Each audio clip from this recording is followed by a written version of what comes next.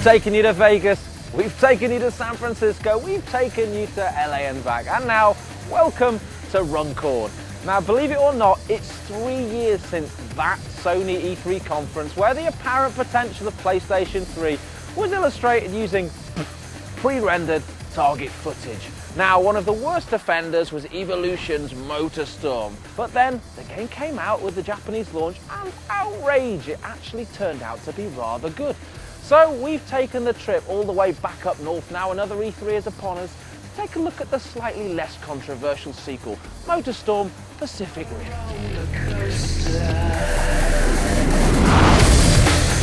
It was November 2006 when the Eurogamer TV cameras last gave you a window into the world of Evolution Studios.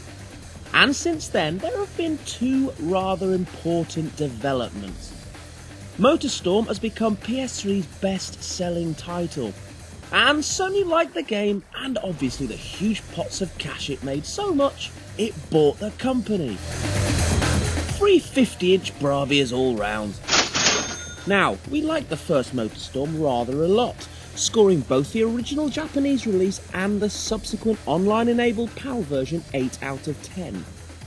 As a launch title, it ticked enough of the right boxes to become an essential purchase for racing fans. But it certainly wasn't perfect. So before anything else, we want to know what Evolution is doing about our biggest gripes. It's not Evolution's fault that Sony dropped Rumble from 6-axis in the first place. And Phil, it's not a next-gen feature, Harrison is long gone. But when support was added, it was, as Kristen said in his hands-on, bizarrely weak. You know, using the new DualShock 3, we've got different grades of rumble depending on what surface you're on. Obviously, MotorStorm is all about multi-surface racing, so you get loads of really nice sort of tactile feedback from going over a wooden bridge. That MotorStorm 1 can still impress with its visuals a year and a half on says a lot, but man, it chugged in places. Frame rate, that's going to be 30 Hz. There is no compromise on that. The sort of responsive experience you need from the software, it has to be running at that solid frame rate, otherwise it destroys the illusion and you get frustrated if you get spikes in frame rate and performance. For split screen racing, it must maintain 30 Hz. Now, we have got 30 Hz solid on 2-player split screen. We are further optimising our code up, so we will hit 30 Hz on 4-player split screen. A mere 8 appeared in the original, although this was later extended to 12 via downloadable content. But still, we're greedy. That was quite an important prerequisite for when we started designing MotorStorm Pacific Rift. So straight away, double the tracks, we're having 16, there's no negotiation on that. When you play the game, when you scratch under that thin veneer of the first playthrough of the game, you realise that these tracks are not just one tracks, they are several tracks in one, because you have all the multiple routes for the different vehicles. It's not the number of tracks, it's the variety of the environments, it's the tension between these different environments with the elemental themed fire, earth, water and air zones. The game was patched to death after release to fix all sorts of issues and add features months after it was launched, which, let's be honest, is a bit of a cheat for a console game. In a way, it was really useful for us to have that mechanism there to finish off the game that we were struggling to do within the time frame. So the downloadable content that came along afterwards, where you got more vehicles to enjoy, you got more tracks to enjoy, and that was tempered with further updates to improve online experiences, fix out some of the exploits in the game and things like that. Okay, so with all of that taken on board, let's take a look at the key elements Evolution hopes will be revving your engines this autumn. Is it, as Tom said in his Eurogamer preview, a bit 1998? Or is this a feature gamers actually do want?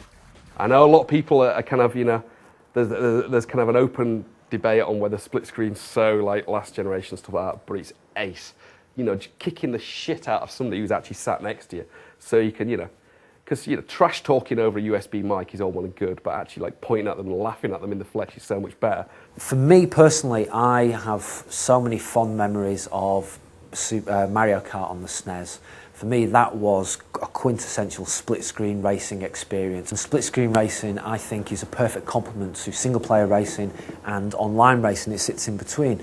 And, you know, one of the things with MotorStorm 1 is you get a few friends round and you have to wait your turn to play the game, whereas with MotorStorm Pacific Rift, everybody can join in together, and we're putting together some really nice game modes around the split-screen experience. Driving through water or lava or foliage isn't just for show, and adds a whole new layer of strategy to the racing. So this one's kind of set around a caldera of a volcano. You notice the heat haze there, that's kind of where it affects the boost gauge. If you want to boost there, you can see that your boost gauge has changed, it's got flames in it now, you'd be heating up faster, but it's a decision you've got to make, because do I go take the shortcut, heat my boost up faster, or go the long way around and get a normal amount of boost? So you've got like large open expanses of deep, thick mud. Obviously the beauty of this being MotorStorm Pacific Rift and MotorStorm is the fact that you've got water in there as well, which is one thing that people always went, well, you've got all this mud, where's the bloody water? I'd say all the different balance of the vegetation and the water and the mud and all the other things make the tracks much more, give them much more depth. One thing that I really hate is kind of hitting bushes and shrubs and it killing cars and things like that. So we really want it to make it something that again adds to the whole dynamic of the racing, so that these larger vehicles like the monster truck will just plough through all the undergrowth and stuff, whereas something like the bike or the ATV, you're going to really struggle or have to use duck and bunny hop quite a lot. Bit of a no-brainer as far as expanding the vehicle classes goes. Nevertheless, their inclusion did cause some balancing headaches. When we initially came up with the first design for MotorStorm, we must have had about 30 different vehicle classes that we actually started with. And we pared it down and we pared it down and we pared it down. And Monster Truck was always one of those that was like, yeah, we got to do a Monster Truck, for Christ's sake, you know, they're just ace. So when we came to doing the sequel, when we came to doing Pacific Rift, we kind of took a long step back and thought, well, what is the Monster Truck famous for? Well, everybody sees it in arenas crushing cars. Right, okay, that's where it's got to be. This is our spread of Monster Truck shells that we have. Obviously it's the quintessential Bigfoot style ones, but we've put in some like more interesting ones there for the kids. Monster Truck, aggressive, killing cars, crushing shit, ace. The single biggest difference between MotorStorm 1 and Pacific Rift is staring us right in the face. Canyons are like so 2006. And tracks in the sequel are split into 4 distinct zones: earth, fire, water and air. You know, we're not in the game of creating fantastical worlds, you know. If it was so easy with the jungle that we're doing with MotorStorm to sort of stick a lot of trees around, stick a few Aztec heads that spit fire, you know, and that kind of those usual gamey sort of conceits that always crop up, or if it's a snow level, it's got penguins in it and polar bears. And it's just part of what MotorStorm's all about. And it also means we get to go to Hawaii for a month. But even though there's still a few months to go on Pacific Rift, the team is already thinking long and hard about the next MotorStorm title. Or, at the very least, long and hard about where they might like to take that next grueling research trip. I'm not allowed to answer that question on the grounds it may incriminate me. Is it somewhere hot and sunny? Palm trees? Snow? I can't say a word. But we've got lots of really interesting things to come up with MotorStorm. You're going to have to pack your Speedos. Back in space. Spacesuit. And then, of course, there are the other secret non-MotorStorm projects. We've got lots and lots of interesting things lined up. MotorStorm is, you know, is part and parcel of that. But there's some surprises waiting in the wings as well.